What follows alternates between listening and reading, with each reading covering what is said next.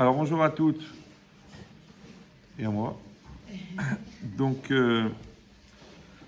évidemment, on va lire Parashat Bereshit et la Torah nous explique que quand Hachem va créer l'homme, c'est marqué Vaïpar Be'apam Nishmat Chaim. Il a insufflé dans sa face Nishmat Chaim. Alors si on traduit littéralement une âme de vie. Et là, le Targum, la traduction en araméen, elle dit, c'est quoi Nishmat Chaim? Ruach Memalela, l'esprit de parole. Vous avez entendu qu'il y a un rapport entre la Neshama et la parole. Maintenant, le Rashi sur place, il dit Av Behema Vechaya Nikreu Nefesh Chaya. Aussi, les animaux et les bêtes sauvages sont appelés Nefesh Chaya, êtres vivants, des êtres vivants. Donc le mot Chay, il n'est pas que dans l'homme. Il dit Ach Zo Chaya Shebekulam. Par contre, celui-là, c'est le plus vivant de tous. Chez Nitosef Bo Dea Vedibour, parce qu'on lui a rajouté la Dea et le Dibour. Le Dibour, c'est la parole. La Dea, c'est un mot qui est difficile à traduire. On l'appelle la conscience, ou on l'appelle la connaissance, on l'appelle la volonté. Et ça, c'est la DA. Maintenant, la DA, elle se passe dans la tête. Le dibour, le parole, c'est le lien avec le monde extérieur. Parce que la frontière entre le monde intérieur et le monde extérieur, c'est la bouche. Quand j'inspire, je prends de l'air extérieur à l'intérieur. Je le personnalise. Quand il ressort, il est personnel. Maintenant, il dit là-bas, Aïnou rak she'al-yedi dibour nikar hadaat. Parce que ça n'est que par la parole qu'on connaît la pensée d'un homme. Comment on sait ce que tu penses quand tu parles? Ça s'appelle exprimer. Aïnou, et après, verak al-yedi da'at yesherech de dibour. Et c'est le da'at là, qui va donner de la valeur à la parole. Ça veut dire que quand on parle d'exprimer sa pensée, ça veut dire qu'à l'intérieur, il y a une pensée. Maintenant, la parole, elle devient le véhicule de la pensée. Maintenant, plus on va augmenter la valeur de la pensée, plus on va augmenter la valeur de la parole. Puisque toute la valeur de la parole, elle est dans la pensée. Maintenant, quand on dit en français « parler pour ne rien dire », d'accord, c'est pas seulement l'expression que le discours, il est vide, c'est qu'aussi, à l'intérieur, il n'y a personne pour parler. Donc, la logique, qu'il y a un rapport entre la DA et le dibour, entre le monde intérieur de la personne et le monde extérieur. Et que c'est la différence avec l'animal qui, lui, n'est pas doté de parole. Puisque c'est quelque chose qui est privilégié chez l'homme, et que l'homme, il est doté de la neshama, et qu'il y a un rapport entre la neshama et la parole. Pourquoi? Vous savez qu'en hébreu, neshama, c'est l'âme. Mais neshima, qui s'écrit avec les mêmes lettres, c'est la respiration. Alors, comment on sait que quelqu'un est vivant? Parce qu'il respire. Pourquoi est-ce qu'on fait pleurer un bébé à la naissance? Parce qu'il est marocain. Non, parce que c'est pour lui. C'est parce que c'est pour lui. Il y a Marc qui a téléphoné. Donc, c'est pour vérifier qu'il est vivant. Alors, comment quelqu'un meurt? Parce qu'il a son dernier souffle. C'est-à-dire qu'en fait, toute la vie, c'est la respiration. Maintenant, le souffle, il est représentatif physiquement de la volonté. Parce qu'on dit Aratson Ve'ame Neshama, la volonté vient de l'âme. Et la volonté, elle est représentée par le souffle. Parce que Neshima et Neshama, c'est les mêmes lettres. C'est pour ça que pour apprendre à maîtriser la volonté, on apprend à maîtriser le souffle. Donc la femme, on lui apprend à respirer. Le manager, on lui apprend à respirer. Le chanteur, on lui apprend à respirer. Donc tout est dans la respiration. On soigne aussi avec la respiration. Quand quelqu'un est paniqué, on lui demande de respirer à fond. Pourquoi? Parce que quand quelqu'un a peur, en fait, naturellement, il se met en apnée. L'apnée, elle empêche l'oxygénation du cerveau. Et le cerveau, quand il n'est pas oxygéné, il réfléchit mal. Quand il réfléchit mal, il panique. Quand il panique, ça augmente la peur. Donc ça veut dire que la respiration, c'est ce qui va nourrir le monde intérieur. C'est très très important de bien respirer, de bien. Et d'ailleurs, quand on inspire, ça inspire. Ouais. Et quand on expire, on n'est pas très loin de la date d'expiration. Maintenant, puisque la vie, elle vient avec le souffle et elle part avec le souffle, c'est-à-dire que Chas Shalom, à 120 ans, il y a le dernier souffle. Maintenant, le dernier souffle, c'est un soupir. Je ne sais pas si vous me suivez. Ça veut dire qu'à chaque fois qu'on soupire dans la vie, on meurt un peu. Ah bah oui. C'est-à-dire que quand vous inspirez, si vous êtes tout inscrit dans des salles de sport, donc vous savez que quand vous faites un effort, il faut inspirer. Parce que quand vous faites un effort, le muscle il a besoin d'oxygène. Donc quand vous inspirez, vous le chargez en oxygène. Quand vous expirez, quand vous relâchez l'effort, vous expirez. De la même manière, quand vous voulez parler, vous faites... Et vous parlez. Donc vous prenez des forces, après vous parlez. Quand vous devez demander une augmentation, annoncer à votre mari que vous avez acheté un sac Chanel, donc vous inspirez très fort. Mais vous attendez que lui, il expire. Parce que quand il expire, il est en phase basse, donc il n'a pas la force de réagir. D'ailleurs, il vous le dit, tu m'as coupé le souffle. Donc tout se passe dans le souffle en fin de compte. D'accord ? Maintenant, le souffle, encore une fois, il est représentatif de la volonté. Maintenant, le problème, c'est de savoir, dans la parole, qu'est-ce qui est la parole ? Alors nous, on a tendance à penser que la parole, en fait, c'est le son qui est produit par la vibration générée par le frottement du souffle sur les cordes vocales. C'est comme ça qu'on traduit la voix. Alors qu'en vérité, c'est faux. C'est faux. Ouais. Parce qu'on sait que 95% de la communication n'est pas liée à la parole, n'est pas liée au message émis, mais à la communion des volontés d'expression et d'écoute. Par exemple, moi, je veux parler, et vous voulez écouter. C'est pour ça qu'on se comprend. Parce que moi, ce que j'ai à vous dire, c'est à peu près 20 ans d'études et 30 ans d'expérience. Donc comment est-ce que vous croyez qu'en 1 heure, je vais réussir à vous expliquer ça ? Même pas en rêve. Ouais. Par contre, ma volonté d'exprimer, elle est infinie. Vous, votre volonté d'écouter, elle est énorme. La communion des volontés, comme ça il explique le Maharal, Ahava, Zeshavyu Taritzomot. L'amour, c'est l'équivalence des volontés. Maintenant, on n'est pas tous dans le grand amour, nous tous. Mais Ahava, c'est Echad, c'est la même valeur numérique. Donc, en fait, comme aimer, c'est faire un, communiquer, c'est aussi faire un. D'ailleurs, communiquer, c'est commun, c'est comme un. Maintenant, on comme unique parce qu'on est comme unique. Mais si on n'a rien en commun, c'est normal qu'on ne se comprend pas, puisqu'on n'a rien en commun. Donc, tant qu'on est en comme 2, en comme 3, en comme 4, on n'arrive pas à se comprendre. Donc maintenant, la communion, elle passe par quoi ? Par la volonté. Or, la volonté, on a dit, elle est véhiculée par la voix. Maintenant, ce n'est pas le bruit. Et ça, c'est très, très important. Si vous comprenez ça, déjà, on a gagné à peu près 5 ans d'Yeshiva et 10 ans de thérapie. C'est que là, il ne faut pas regarder le discours dans le bruit émis de manière harmonieuse selon la qualité de la terminologie et de la syntaxe assez châtiée pour permettre au langage intrinsèque de transmettre et d'être reçu. Ouais, ça, c'est juste du bruit, c'est des mots. C'est le discours de la méthode de ce célèbre philosophe champion de poker d'ailleurs. Comment il s'appelait ? Descartes. Voilà. J'ai besoin des blagues pour savoir si vous suivez. Donc quand vous ne réagissez pas, je sens qu'il y a un vrai problème de coma. Donc maintenant, c'est quoi l'idée ? L'idée. Donc c'est quoi l'idée ? C'est que quand on va parler, oubliez maintenant le son, oubliez le mot, oubliez la richesse du vocabulaire. Ouais, essayez de vous concentrer sur le volume d'air qui est produit par la bouche. Et ce volume d'air, il est représentatif de la neshama. Or, on sait, dans les textes, c'est marqué qu'à chaque instant, il y a un morceau de la neshama qui se révèle. Maintenant, le morceau de la neshama est représenté par l'air qui sort de la bouche, puisque neshama, neshima. Cet air-là, quand il sort, il va faire une vibration sur les cordes vocales qui va provoquer le son. Mais le son lui-même, il est que 5%, puisque la conviction, l'investissement, la sincérité, la compréhension, la motivation, l'implication, ils ne sont pas dans le son.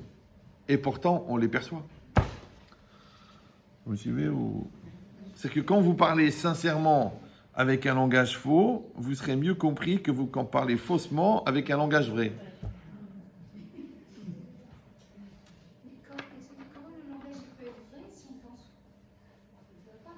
Si, vous venez de comprendre qu'est-ce que c'est la politique. C'est bien. Voilà. Maintenant, si c'est possible de garder les questions pour la fin, Parce que déjà qu'on a à peine 1 heure, c'est très très court, parce que là, il faudrait 3 semaines. Et on va essayer de le faire en concentré. Après, je vous laisse décompresser pendant quelques années. Donc c'est quoi l'idée? L'idée, encore une fois, c'est qu'il ne faut pas regarder la communication comme un phénomène de bruit harmonieux, comme une espèce de musique articulée en mots, mais il faut le regarder comme un volume d'air qui représente un volume de volonté. Maintenant, quand il y a un volume de volonté d'un côté de parler et un volume de volonté de l'autre côté de se comprendre, ça crée le lien, ce qu'on appelle en français être sur la même longueur d'onde. Vous vous mettez sur 103, vous entendez une radio qui émet sur 103. Maintenant, le problème, c'est que la longueur d'onde, elle vient de la volonté profonde. Vous me suivez ou... Elle vient de l'intériorité, elle vient du ratson, de la volonté. Et ratson, c'est la même gematria que, un valeur numérique, que Mekor. Et Mekor, c'est la source. Ça veut dire qu'il faut que j'aille chercher très très loin à l'intérieur de moi-même. Pourquoi? Parce que je fais ce que je dis. Vous me suivez? Je dis ce que je pense et je pense ce que je pense. Maintenant, par exemple, les enfants n'entendent pas ce que je dis. Ils entendent ce que je pense. Mais si je ne pense pas ce que je dis, les enfants, ils n'entendent rien. Donc si par exemple un parent, il est incohérent, il va dire à son fils, tourne la tête, c'est pas joli. Mais lui, il regarde. Il va dire à l'enfant, il faut étudier la Torah. Mais lui n'étudie pas.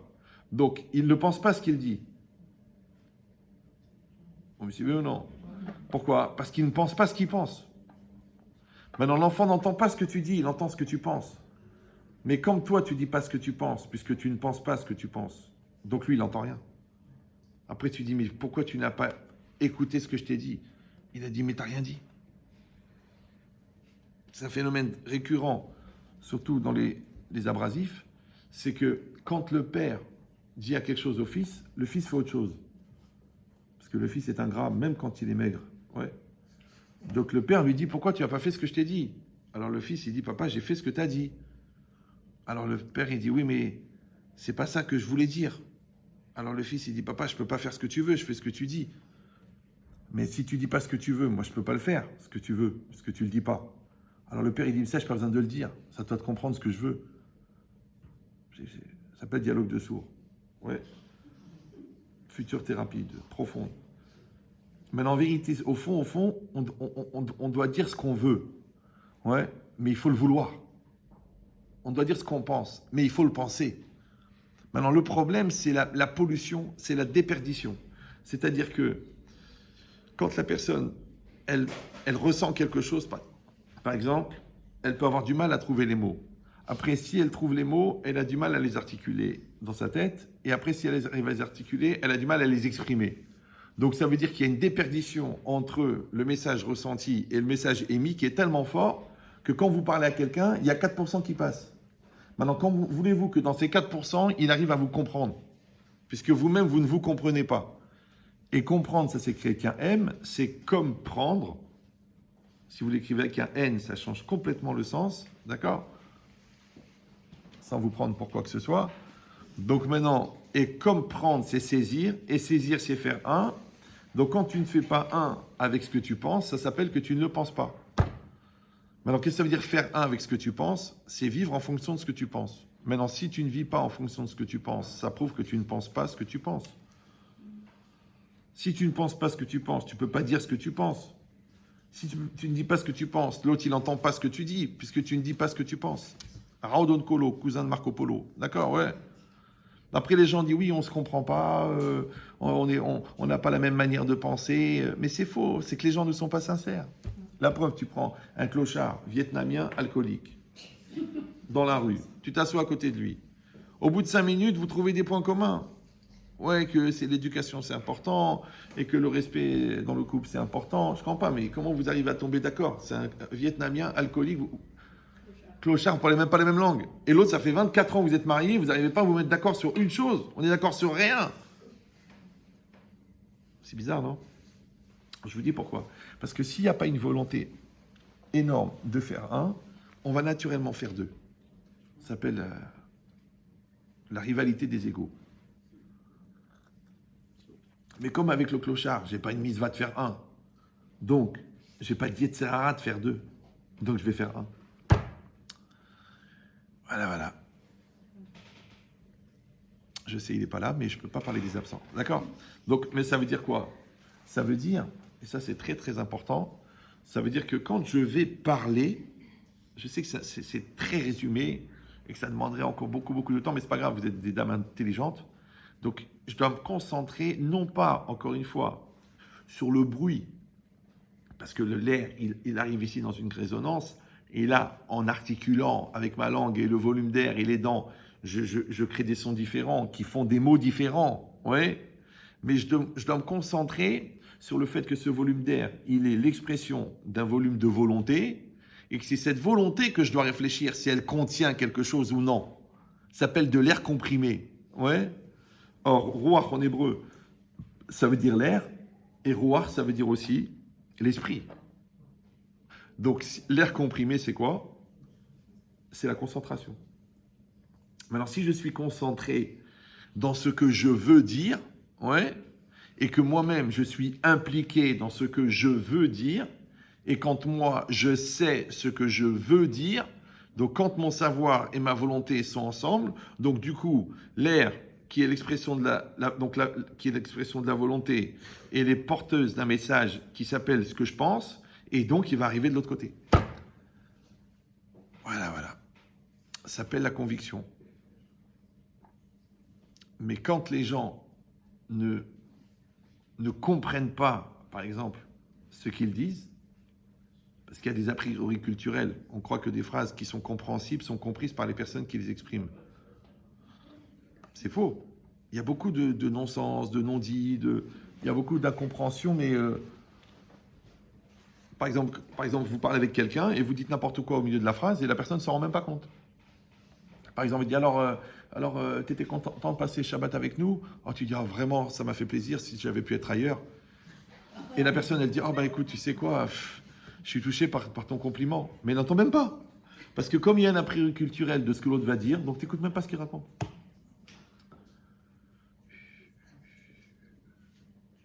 Ça va? Et dans tous les domaines, c'est pareil. On dit que Einstein, il arrivait à expliquer à un enfant de 8 ans ce que les plus grands mathématiciens du monde ne comprenaient pas. Pourquoi? Parce qu'Albert, il a compris. Confirmation par texto. D'accord? Mais si toi, tu parles d'une chose que tu ne comprends pas, ne t'étonne pas que les gens ne les comprennent pas. Puisque toi-même, tu ne l'as pas compris. Alors encore une fois, si on dit que tout est dans le discours, écoute, si le discours il est intelligent, il est intelligible, donc il est capté par des gens intelligents, donc il est compris. Faites le texte, faites le test. Vous prenez un texte qui est intelligent et vous le lisez en vous concentrant pour ne pas vous concentrer sur ce que vous lisez. Et bizarrement, le gars qui vous écoute ne comprend pas ce que vous racontez, alors que le texte il est intelligible. Vous me suivez ou non? Ça veut dire qu'on transmet une volonté.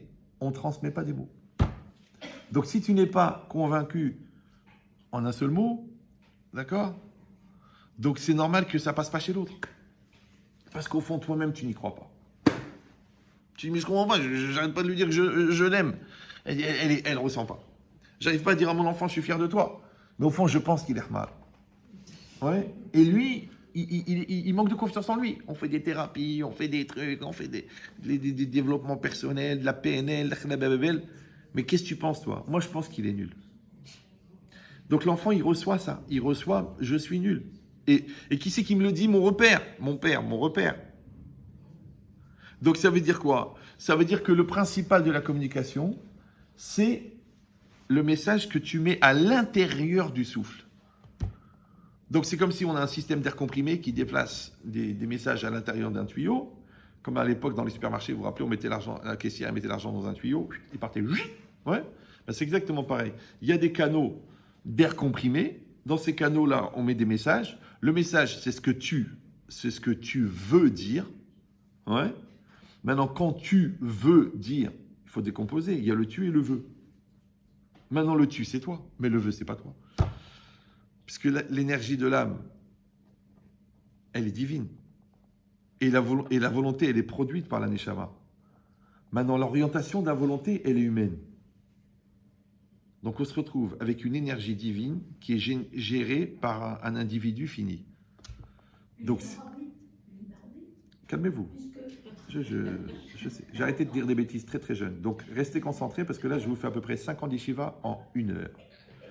Donc quand je dis, restez calme, restez calme. Bon, je vais essayer d'être pédagogique parce que je vois que vous êtes violentés intellectuellement et que une fois j'ai fait un cours comme ça, quelqu'un m'a dit j'ai mal à la tête, j'ai mal à la tête. Est-ce que vous pensez que c'est une tumeur? Je fais non, tu réfléchis. D'accord. Donc ça veut dire quoi? Comme j'ai une haute estime et valeur de votre valeur, donc je donne un cours de niveau. Après maintenant, alors je vais traduire. L'aneshama, physiquement, c'est comme l'EDF. Vous avez l'EDF, d'accord? Donc vous avez le courant à la maison. Maintenant, vous savez que vous ne payez pas la fabrication du courant, vous payez l'utilisation du courant. Parce que s'il fallait payer la fabrication, il faudra acheter une centrale électrique, c'est très très cher. Donc vous payez l'utilisation. Donc le courant, il est là, il est dans la prise. Là, vous ne payez rien. Quand vous allez brancher un frigo, le frigo, il va produire du froid. D'accord? Quand vous allez brancher un four, il va produire de la chaleur. Quand vous allez brancher une chaîne IFI, il va faire de la musique. Quand vous allez brancher une belle-mère, il va faire une belle-mère branchée. D'accord? Elle qui se plaint toujours de ne pas être au courant. Donc, ça veut dire quoi? Ça veut dire que l'homme, l'aneshama, c'est la prise. Le courant électrique, c'est l'énergie qui sort de la prise. L'homme, c'est ce monsieur qui va utiliser le courant dans différentes applications. Donc quand vous allez mettre l'énergie de l'âme dans la parole, on a dit ça va faire de la conviction. Quand vous allez mettre l'énergie de l'âme dans le travail, ça va donner de la force au travail. Quand vous allez la mettre dans votre couple, ça va donner de la vie à votre couple. Quand vous allez mettre dans votre manger, ça va donner de l'énergie à votre manger. Donc en fait, on ne fait que déplacer l'énergie de l'âme. Maintenant, quand on dit que la volonté vient de l'âme, c'est pas l'orientation de la volonté qu'on appelle vulgairement le libre arbitre, ni la connotation de cette énergie qu'on appelle la personnalité. C'est l'énergie elle-même. D'accord? Donc l'énergie elle-même, elle vient de l'âme. Ça va toujours. Donc, et ça, c'est maintenant, quand cette énergie, elle arrive dans le psychique, alors on l'appelle volonté. Mais en vérité, c'est quoi? C'est une énergie divine qui est gérée en conscience par un être humain. Donc la volonté, donc l'énergie de la volonté, elle est divine, mais celui qui la gère, il est humain. Donc il y a une espèce d'abus de langage quand je dis je veux, parce que le je, il est fini, et le veut, il est infini. Ça va? Maintenant, dans ce courant-là électrique qui sort de mon âme, qu'on appelle la vie, et donc là, à ce niveau-là, au niveau de la conscience, il s'appelle la volonté, je mets dedans un message. Je mets un message qui s'appelle joie. Donc maintenant, je veux joie. Donc il y a la joie qui sort. Vous me suivez ou non? Avec l'énergie de l'âme. L'autre, il écoute. Il a la volonté d'écouter. La volonté, elle vient de l'âme. Donc en fait, c'est la communion entre une volonté d'écouter et une volonté d'exprimer. Le pont des volontés, ce qu'on appelle Shaviut Aretzonot, l'équivalence des volontés, dans le Maharal de Prague, c'est ça ce qu'on appelle la communication. Vous me suivez ou non? Maintenant, pour que vous mettiez de la volonté, en français on dit de la bonne volonté, il faut que vous soyez intéressé. Maintenant, pour que vous soyez intéressé, il faut que moi je sois intéressant. L'intérêt, c'est la valeur que je vais mettre à cette volonté, c'est la nature que je vais mettre. Comme vous faites un plat, vous mettez une salade, vous mettez un peu de piquant. Le piquant, il donne, c'est une salade. Vous pouvez la manger salade sans rien. Vous pouvez la manger avec de l'huile, d'olive. Vous pouvez la mettre avec un peu de citron, avec du vinaigre. Après, vous mettez un peu de moutarde. C'est goûteux. D'accord? Maintenant, quand c'est goûteux, ça a du goût. Comment on dit le goût en hébreu? Ta'am. Mais ta'am, ça veut dire le goût, mais ça veut dire aussi la raison. Ta'ama. Maï ta'ama. Ma ta'am yesh bazé. Quelle raison tu donnes à cela? Donc tu vois que le goût et la raison, ils vont ensemble. Vous me suivez ou non? C'est pour ça qu'il y a des gens qui ont un discours goûteux, et il y en a des gens qui ont un discours fade. T'attends la sauce, tu dis, mais quand est-ce qu'il va saucer? Mais encore une fois, pour que ça soit intéressant aux yeux des gens, il faut que tu sois intéressé. Vous me suivez? C'est l'éternel. C'est comme les gens qui se plaignent de ne pas être respectés, alors qu'au fond, ils ne sont pas respectables. Les gens qui se plaignent de ne pas être admirés, alors qu'au fond, ils ne sont pas admirables. Les gens qui se plaignent de ne pas être aimés, alors qu'au fond, ils ne sont pas aimables. Donc, si tu n'es pas aimable, puisque tu as un caractère avec un très très haut niveau de laxatisme, vous C'est qu'il y a des gens qui sont laxatifs. C'est-à-dire qu'ils génèrent chez l'autre une facilité de transit incroyable. On le dit vraiment, mais tu me fais vraiment... Tu es laxatif. Ouais. Maintenant, le laxatif, c'est quoi? C'est un comportement, c'est une attitude. Cette attitude, elle est mise où? Dans la volonté.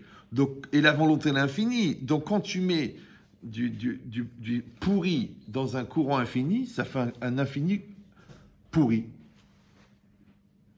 C'est pour ça que tu as l'impression que ça ne s'arrangera jamais. Parce que ça part d'une nature qui est infinie. Vous me suivez ou non? Le contraire, tu mets de l'amour dans la volonté, comme la nature de la volonté, elle est infinie. Donc quand tu mets de l'amour dedans, ça fait de l'amour infini. Pour ça que tu dis je t'aimerai pour toujours. Alors que quand tu achètes une voiture, tu dis pas je la garderai toujours. Alors comment ça se fait que tu peux dire à quelqu'un je t'aimerai pour toujours? Ah, c'est un argument de vente. Ah, c'est honteux.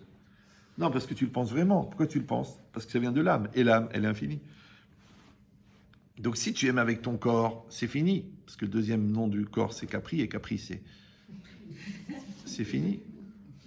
Si tu parles avec ta tête, c'est des idées. Les idées, ça va, ça vient, ça change. Si tu es avec tes sentiments, c'est des émotions. Ça, c'est Johnny. Ça va bouger aussi. Il faut que tu parles avec ton essence. Comment on appelle l'essence en hébreu? Le lève. Parce que le cœur, c'est pas le cœur des émotions, le cœur des sentiments. Non, le cœur, c'est le centre. Comme le cœur de la ville, le cœur du fruit, le cœur du problème. Donc le cœur de la personne, c'est le centre de la personne. Maintenant, on dit Dvarim Ayotzi Minalev, les choses qui sortent du cœur. Donc les gens, ils croient que ça veut dire qu'il faut avoir de la vibration, et qu'il faut de l'expression, et qu'il faut de la... Détends-toi, ça va aller. Non, il faut que tu sentes que ça vient de très très loin. Maintenant, par effet miroir, ça va aller très très loin chez la personne, quand toi, ça vient de très très loin chez toi. Traduction. Si je parle avec la bouche et toi tu entends avec les oreilles, c'est comme si on a mis deux enceintes l'un en face de l'autre et ils font du bruit. Si moi je parle avec ma tête et toi tu écoutes avec ta tête, donc c'est un échange intellectuel. Si moi je parle avec de la remise en cause personnelle, alors toi, tu vas générer de la remise en cause chez toi. C'est effet miroir. C'est que si moi je ne suis pas prêt à changer, je ne peux pas demander à l'autre de changer.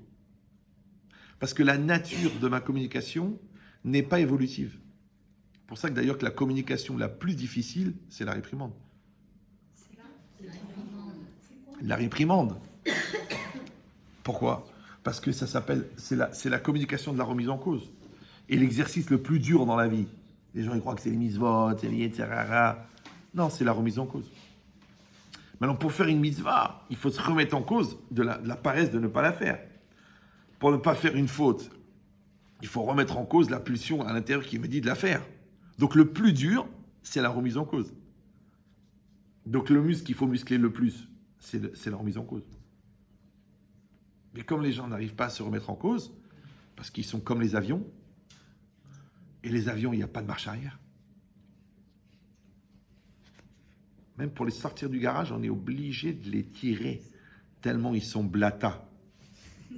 Tu dis, mais tu ne peux pas changer, tu ne peux pas avoir une autre lecture, tu ne peux pas arrêter de t'entêter, tu ne peux pas sortir de ta psychorigidité. Mais non, parce que quand ils ont 14 ans, ils croient que la contradiction est une forme de personnalité, et quand ils ont 60 ans, ils pensent que l'entêtement est une forme de détermination. Ça s'appelle la fossilisation du cerveau.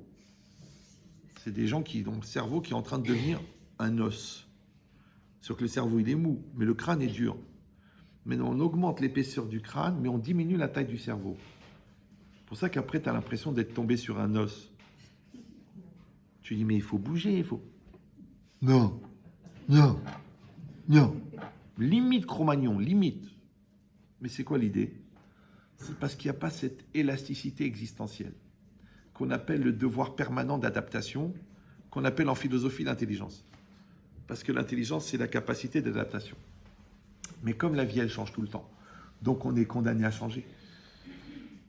Or, changer, c'est grandir, et grandir pour beaucoup, c'est souffrir. Donc comme les gens ne veulent pas souffrir, ils ne veulent pas grandir. Le problème, c'est que quand tu ne grandis pas, tu es inadapté, et comme tu es inadapté, tu souffres encore plus.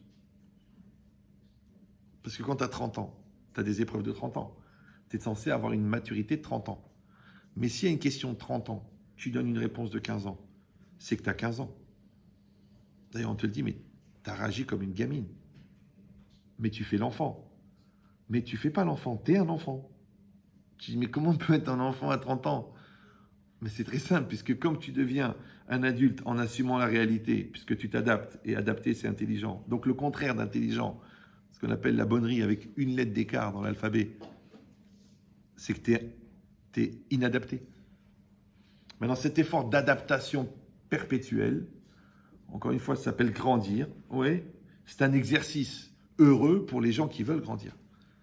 Mais les gens qui freinent des quatre pieds, pour eux, c'est une souffrance de grandir.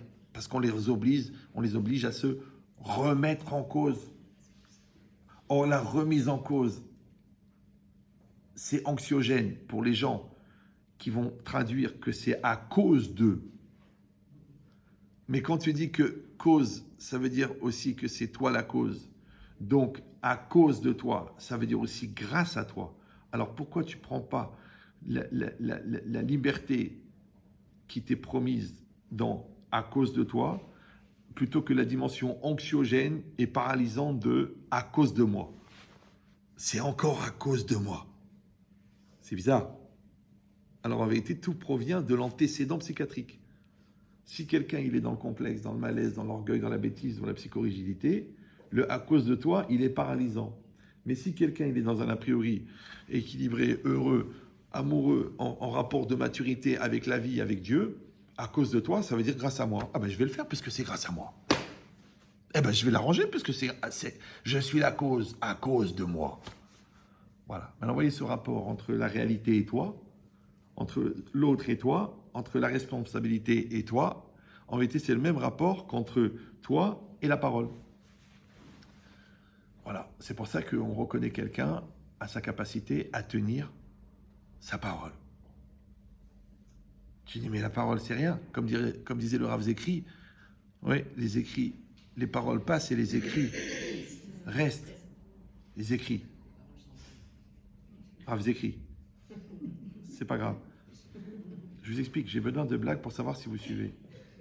Parce que si les blagues, vous ne les comprenez pas, comment vous allez comprendre les Hidushim? Le Rav Zekri existe, mais ce n'est pas lui qui a dit ça. C'est ce qu'on appelle de la pensée benchétritale. D'accord? Très proche du Rav péridural, qui est à l'origine de la bracha boré péridural. Alors, donc maintenant, qu'est-ce qu'on est en train de dire?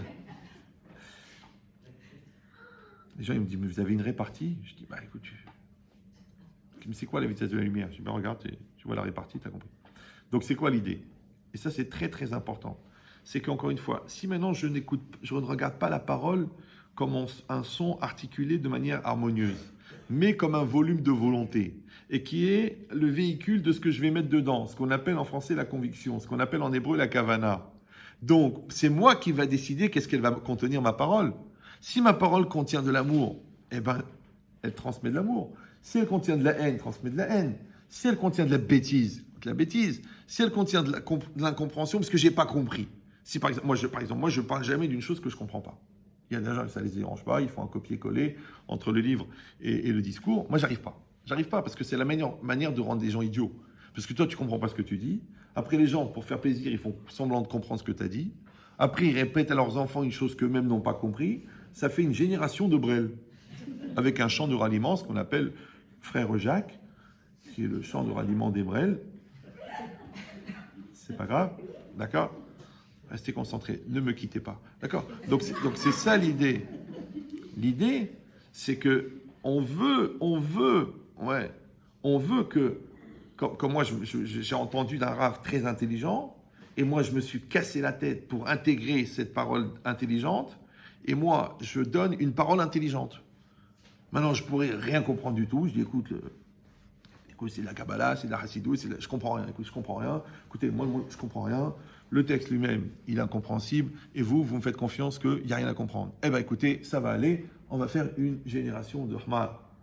Mais non, on ne peut pas transmettre la connaissance de Dieu de cette manière-là. Tout le monde est au courant.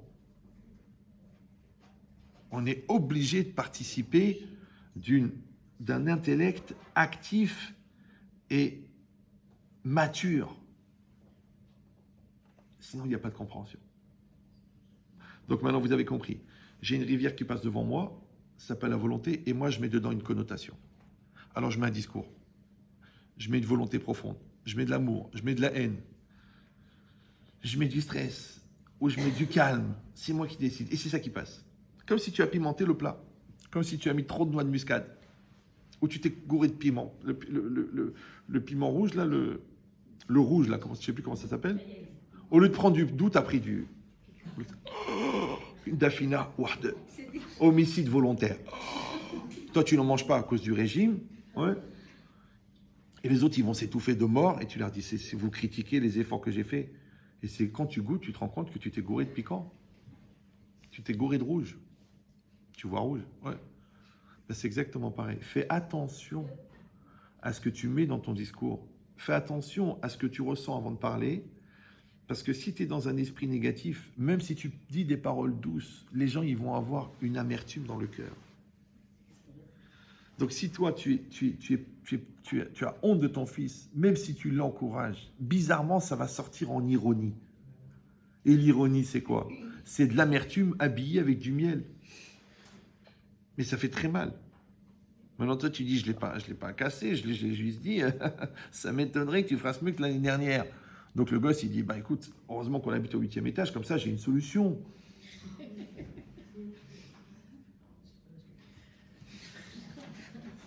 C'est pas une halakha que j'ai donnée là, c'est une illustration. Non, parce que les gens ils disent, oh mais le Rav il a dit. Non.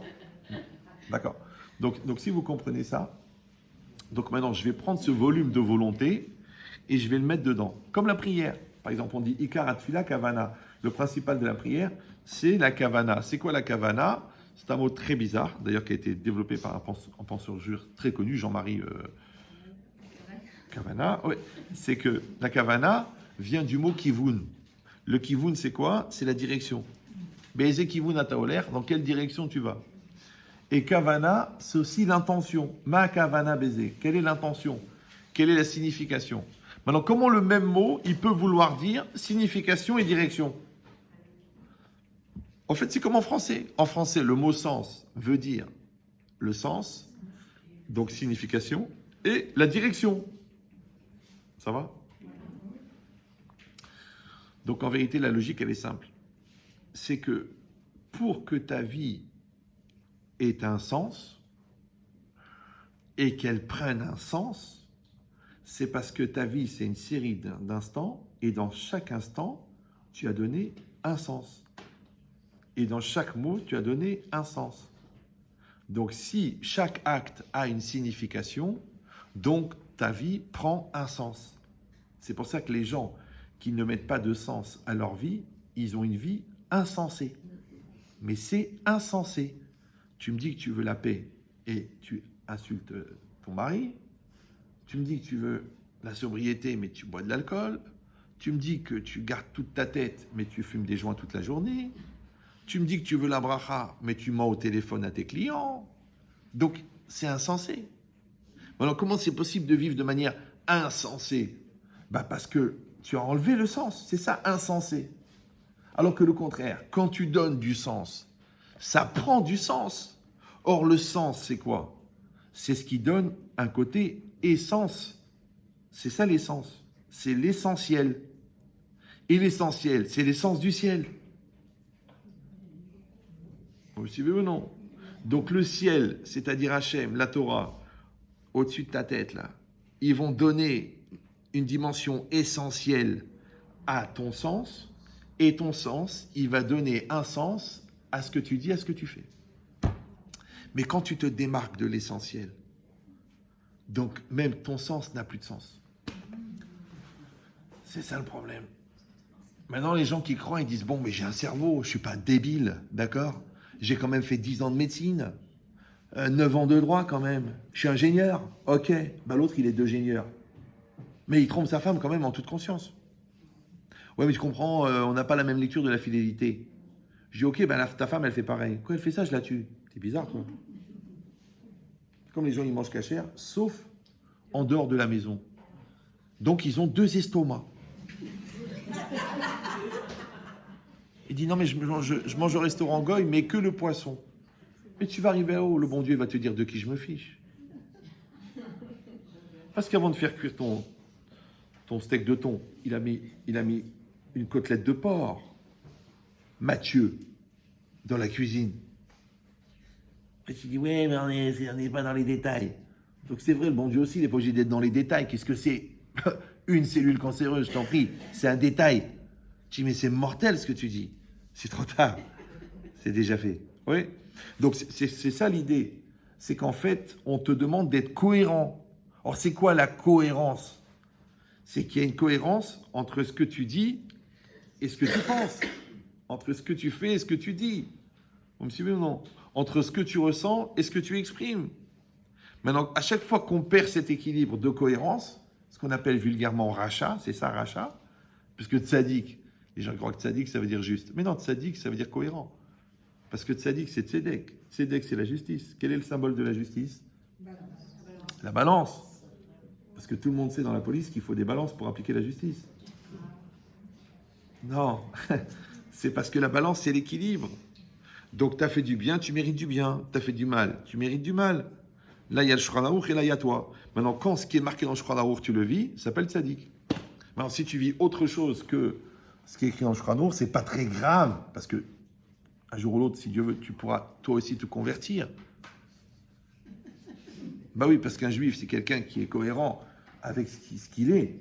Si tu n'es pas cohérent avec ce que tu n'es pas juif. Tu dis, je sais pas. Tu dis, oui, mais je vais tous les ans à Eilat. Non, je mange un falafel tous les ans. Je fais Shabbat une fois par mois. C'est-à-dire, je fais kiddush. On mange la salade cuite.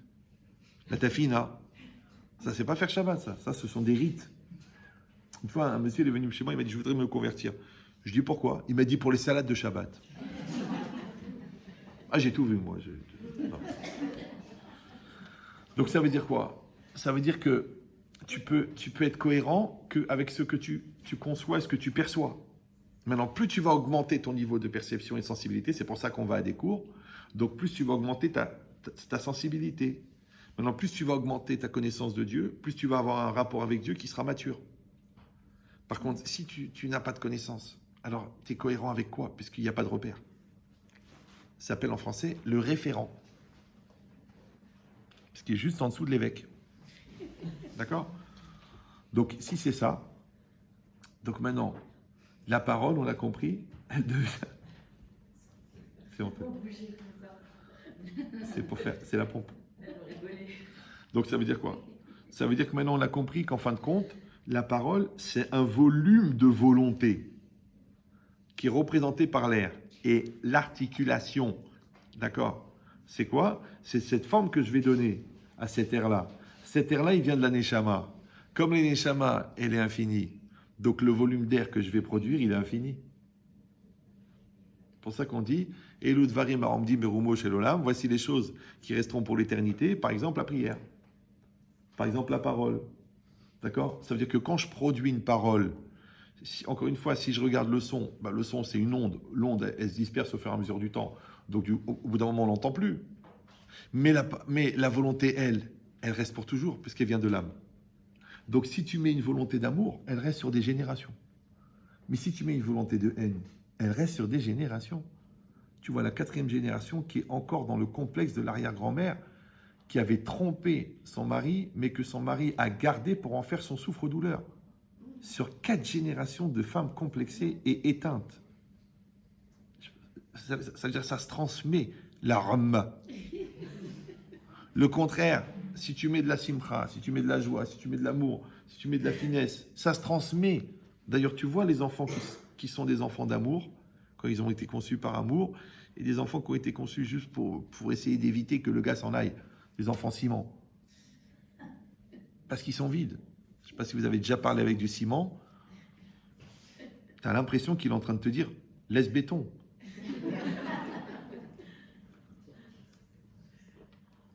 Maintenant, le ciment de la vie, c'est la parole.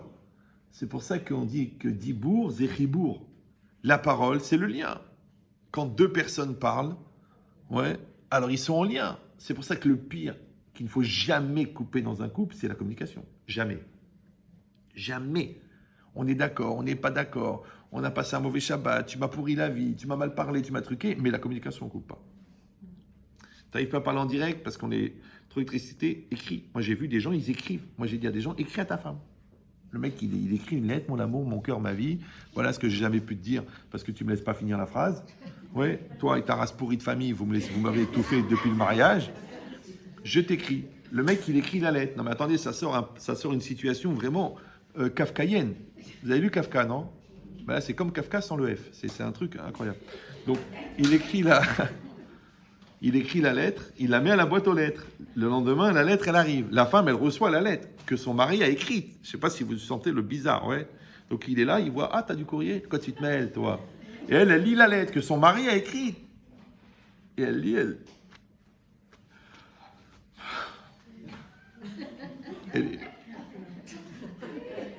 elle est touchée, quoi. Alors, le mari lui dit, mon amour, c'est moi qui l'ai écrit. Ferme ta gueule. C'est bizarre. Maintenant, quand quelqu'un parle, il t'écrit une lettre. Mais dans la lettre, il y a des fautes d'orthographe, il y a des fautes de ponctuation, il y a des erreurs, il y a des mauvaises écritures. Des fois, c'est écrit tellement petit, tu comprends même pas ce qu'il raconte. Mais tu écris trop petit, écris plus gros. Après, il y a des mots qui sont très, très, très concentrés. Tu dis, mais élargis. Il y a des adjectifs qualificatifs. Qualifie. Qualifie, ça veut dire augmente la qualité. Pourquoi genre, tu dis ce que tu as à dire? Genre, tu es une machine, tu es formel, prends ton temps. Ouais. Parce qu'il y a 3 communications. Communication, bonjour. Communication, comment ça a été la journée? Communication, qu'est-ce que tu ressens?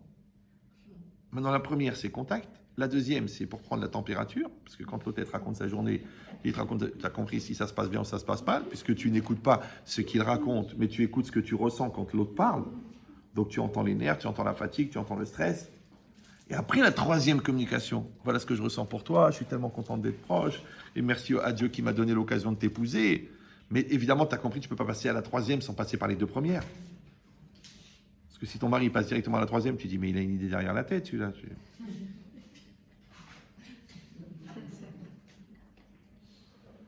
Donc, on ne coupe jamais la communication. L'enfant, c'est pareil, tu lui parles. Maintenant, il te fait plaisir, il ne te fait pas plaisir. Il te déçoit. Il ne fait pas les études que tu veux. Il t'amène la fille que tu n'aimes pas. Mais puisque tu ne l'aimes pas, c'est que c'est la bonne. D'accord?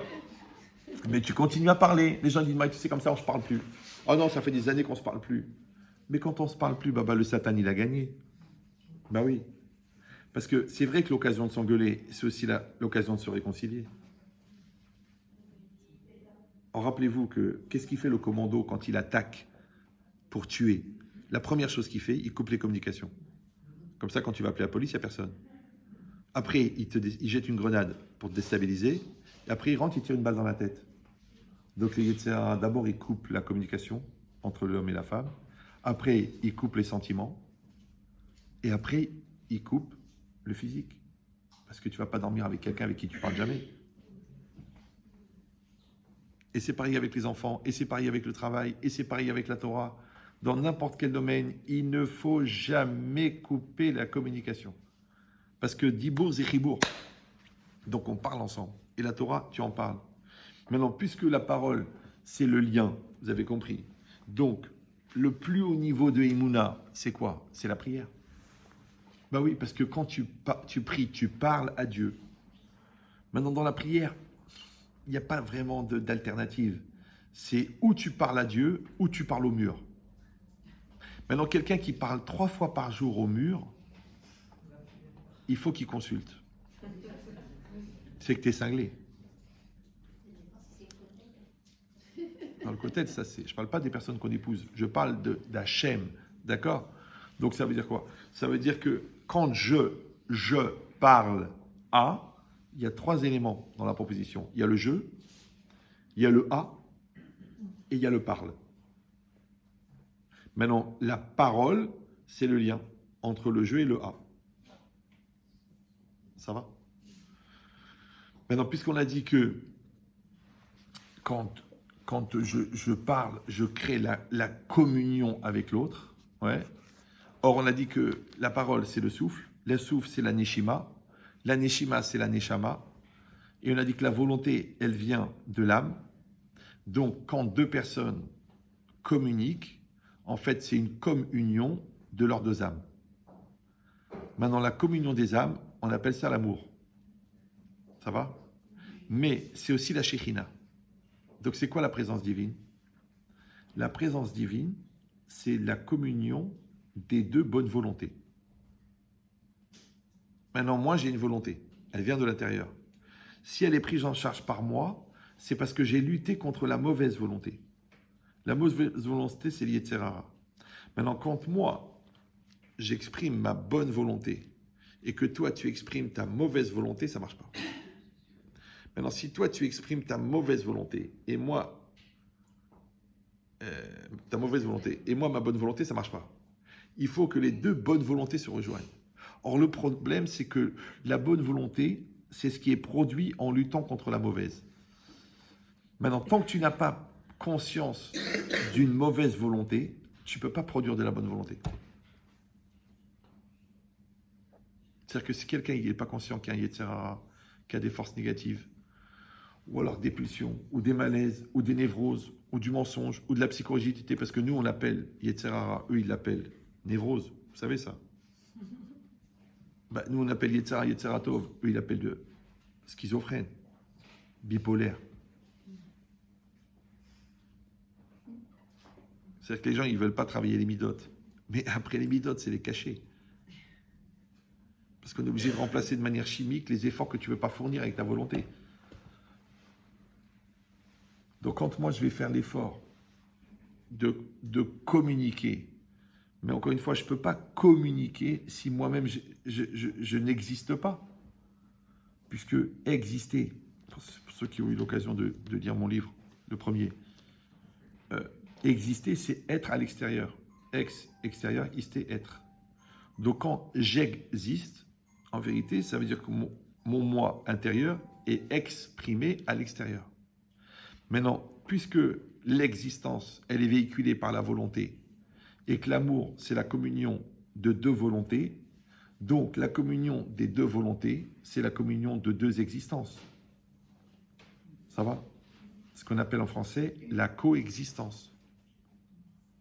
Maintenant, ne peuvent coexister que des gens qui existent. Tu ne peux pas coexister avec quelqu'un qui n'existe pas. Et tu ne peux pas légitimer ta non-coexistence par le fait que tu penses que l'autre, en existant, t'empêche d'exister. Ah ben oui, si la Torah était idiote, ça aurait été une autre religion. Moi, j'ai eu la chance de ne pas faire d'études et croyez-moi que j'en ai soigné des gens qui en ont fait. Donc, ça veut dire quoi? Ça veut dire... Ah, parce qu'une fois, quelqu'un m'a dit « Ouais, mais vous, les religieux, vous êtes névrosés. » Je dis « Écoute, les gars qui te soignent de ta névrose, moi, je les soigne. » Il y a un problème, là, au niveau du décalage. Donc, ça veut dire... Et ça, c'est très, très important. Ça veut dire que maintenant, la parole, elle est devenue un moyen d'expression. Et la parole, elle est devenue un moyen de communication. Et donc, elle est un moyen de communion. Et après, un moyen de lien. Parce qu'on parle avec tout le monde. Ouais, donc, on crée des liens. Maintenant, puisqu'on dit que la présence divine, c'est en fin de compte le cumul de ces bonnes volontés. Donc, quand par exemple, il y a 10 juifs dans une synagogue qui ont la volonté de prier, ça s'appelle la shrina dans la synagogue. Mais il dit le Harizal, si ils ne s'aiment pas les uns les autres, ça ne s'appelle pas une prière Betsibour. Puis il y a qui sont 100. Alors la Gemara, elle donne un exemple. Elle dit, si il y a un bateau qui coule avec 100 marins à l'intérieur, est-ce que c'est une prière en communauté ou non? 10, c'est une communauté. 100, c'est 10 fois 10. D'accord? Donc, est-ce que c'est une prière Betsibour? La Gemara, elle dit non. Pourquoi? Parce que chacun prie pour lui. Il dit qu'il crève les 99 s'il reste une planche pour me sauver. Donc, à chaque fois que tu pries au singulier, tu n'es pas dans le Tzibour. Maintenant, pourquoi tu es au singulier? Parce que toi et l'autre, vous te faites deux. Comment on dit deux en hébreu? Shnaim. Au niveau phonétique, ça ressemble à Sin'a. Sin'a, c'est la haine. Donc, la haine, c'est de faire deux, et l'amour, c'est de faire un. Donc, il dit le Harizal, avant de prier, tu dois dire, je prends sur moi d'aimer toute personne d'Israël. Sinon, tu ne pries pas avec le tzibour. C'est pour ça que le texte, il est au pluriel. Pourquoi je vais prier au pluriel? Refaïnou, Baréchénou. Mais quel Refaïnou qui crève, moi? Refaïni. Baréchéni. Maintenant, si toi, tu n'as pas le souci de l'autre, donc l'autre n'existe pas. Puisque l'autre n'existe qu'en fonction de la conscience que tu en as. Maintenant, comment tu sais qu'il existe? Parce que tu lui parles. Donc les gens qui ne se parlent plus, en vérité, ils expriment que pour eux, l'autre n'existe pas. Ça va? Voilà. Qu'est-ce qu'on fait? Parce qu'on a commencé un peu en retard. On peut gratter un peu ou la rabbinite... Est-ce qu'on peut prendre quelques... 5 minutes, ça va? 5 minutes? Alors maintenant, si on comprend ça, c'est aussi pour ça que la Gemara dit que Dibour Zechatsi Anacha, ça veut dire Chatsi Nechama. C'est-à-dire que la parole, c'est la moitié de la consolation. Vous savez, tout le monde, toutes les personnes qui ont eu un accident, qui ont eu un stress, qui ont eu un malaise, on les fait parler. Ça s'appelle la thérapie post-traumatique. D'accord? Alors pourquoi tu dois parler?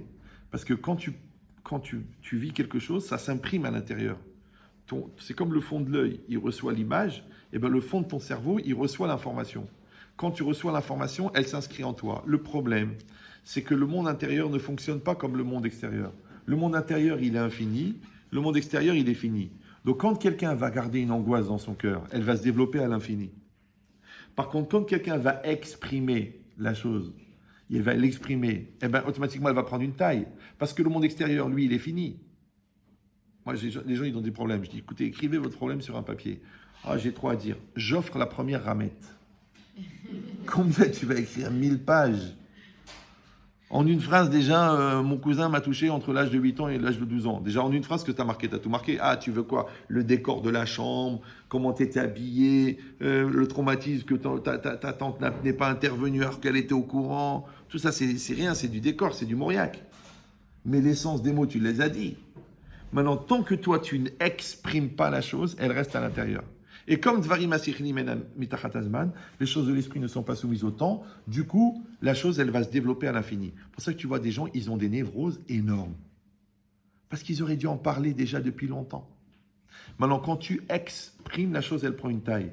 Donc la thérapie, c'est de parler. C'est pour ça qu'on fait parler les gens. Comme tu veux ou non. C'est pareil. Quand quelqu'un il a fait une bêtise, pourquoi on veut qu'il reconnaisse? L'enfant, il a volé 5 euros. Toi, tu sais, il n'y avait que 5 euros dans ton porte-monnaie. Et tu as trouvé les 5 euros dans sa poche. Et tu sais que c'est les mêmes parce qu'il y avait écrit sur le côté un 03. Ouais. Donc lui, toi, tu sais que c'est lui qui a volé. Lui, il sait que c'est lui qui a volé quand même. Il n'a pas fait dans le coma. Maintenant, toi, tu sais que lui, il sait que c'est lui qui a volé. Lui, il sait que toi, tu sais que c'est lui qui a volé. Alors pourquoi tu as besoin qu'il reconnaisse? Il faut que ça sorte de sa bouche. Il faut que tu reconnaisses. Pourquoi faire? Pourquoi faire? Pour l'information, il l'a. L'archouma, il l'a. Alors ça sert à quoi qu'il reconnaisse? Alors je t'ai pas dit qu'elle agit là. Et tu lui dis, voilà. Au début, déni total. Pas du tout, tu te fais des idées, tu es complètement folle. Après, je t'ai dit, chérie, voilà le compte-rendu du détective. Ah, mais c'est n'importe quoi, il m'a confondu avec quelqu'un. Après, tu dis, voilà l'ADN qu'on a trouvé sur les draps. Ah, mais c'est du n'importe quoi, peut-être il va y avoir une correspondance. Pourquoi la personne, elle est dans le déni? Parce que quand vous attrapez une personne, la première chose qu'elle dit, c'est quoi? C'est pas moi. La deuxième, c'est quoi? Vous connaissez personne? C'est à cause de toi. Extraordinaire. La troisième, c'est quoi? Quand tu as prouvé que c'est aussi un peu à cause de l'autre, c'était plus fort que moi. Ça veut dire déresponsabilisation totale. J'ai disparu de la circulation. Le meurtre a eu lieu, le meurtrier a disparu. Ouais, c'est incroyable. Ouais. Et tout le travail de la Teshuvah, c'est de ramener la personne à l'endroit de la responsabilité, de la maturité. Maintenant, la maturité s'appelle le Yishuv et la personne s'appelle le Da'at. Donc, comment on appelle ramener la personne dans l'endroit de maturité? On appelle Yishuv Adat. Voilà. Ça va?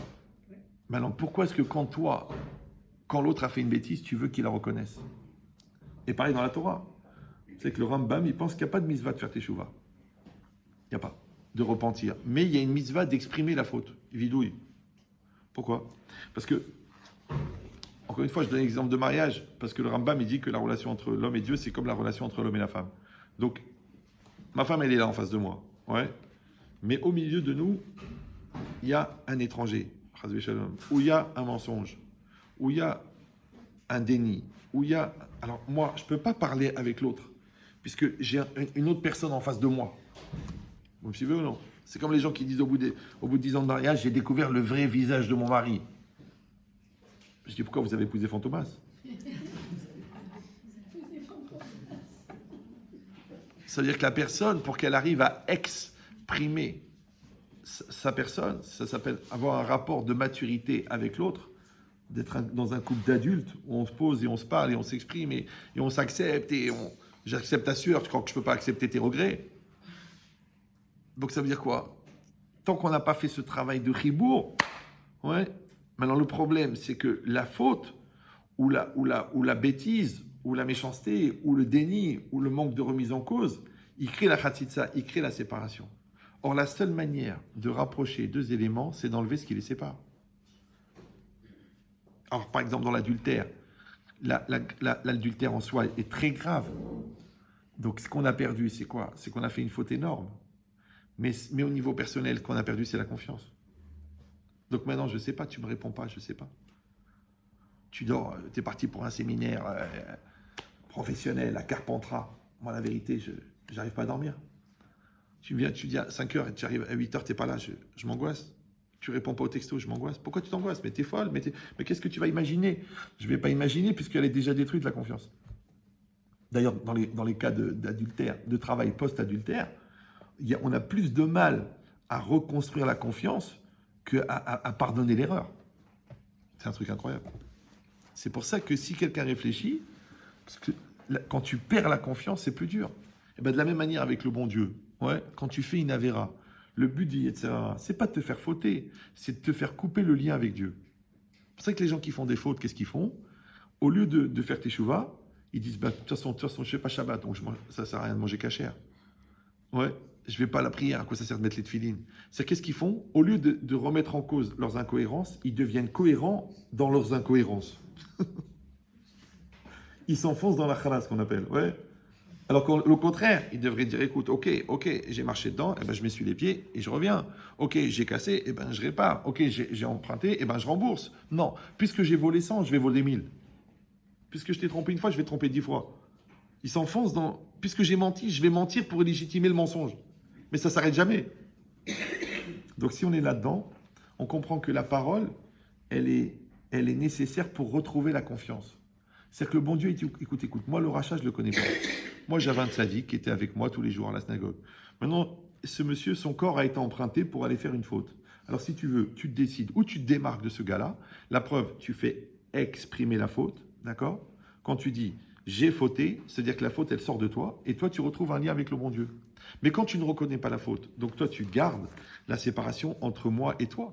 Donc, il n'y a pas de confiance. Et confiance, en latin, c'est confiance, avec foi. Et la foi, c'est la capacité à s'investir dans ce que tu ne vois pas. Donc, ça s'appelle l'intériorité ou la spiritualité. Donc, maintenant, quand moi, je vais exprimer, eh ben, je vais, en fin de compte, enlever ce qui nous sépare. D'accord? Quand je vais exprimer ma souffrance, je veux me désolidariser de ma souffrance.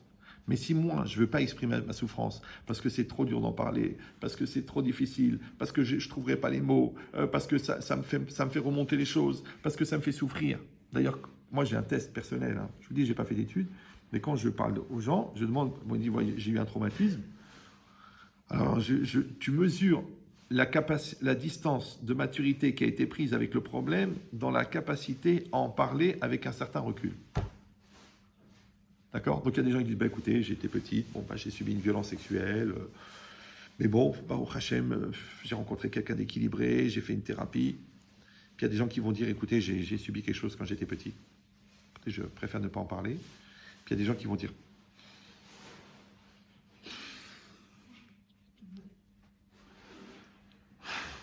c'est-à-dire que ça ne sort même pas. C'est-à-dire qu'il y a un niveau de putréfaction intérieure énorme. Maintenant, même Tchernobyl, on peut la nettoyer. Ouais, même une fausse couche, on fait un curetage. Et toi, tu peux pas faire un curetage de ta souffrance parce que tu as eu la malchance de rencontrer un cinglé quand tu avais 6 ans. Alors jusqu'à 63 ans, tu vas continuer à vivre avec ta souffrance. Va faire un curetage. Exprime. Désolidarise-toi de ta souffrance. Mais le problème, c'est que quand tu es très jeune et que tu n'as pas un projet existentiel personnel, ta victimisation peut devenir ton projet personnel. Parce que je suis une victime. Mais c'est dommage, parce que tu avais une vie à vivre et tu vas la gaspiller au profit de la souffrance qui est générée par l'opportunité de la victime. Donc vous avez compris que la parole, elle exprime, la parole, elle construit, la parole, elle crée l'avenir, parce que ce que tu dis, ça va s'accomplir. La parole, elle crée le lien. La parole, elle est thérapeutique, parce que quand tu l'exprimes, tu te distances, tu fais une distance entre toi et ta douleur. Et la parole, elle recrée la confiance, puisqu'elle enlève ce qui nous sépare. Et la parole, elle recrée le lien avec Dieu quand tu as fauté sous la forme du bidouille. Et tous les jours, elle crée le lien avec Dieu par la prière, qui est la forme la plus élémentaire et la plus forte de Emouna, parce qu'on a dit, ou tu parles à Dieu, ou tu parles au mur. Voilà, Hazak ou Baruch. Je m'excuse, j'ai rallongé un peu.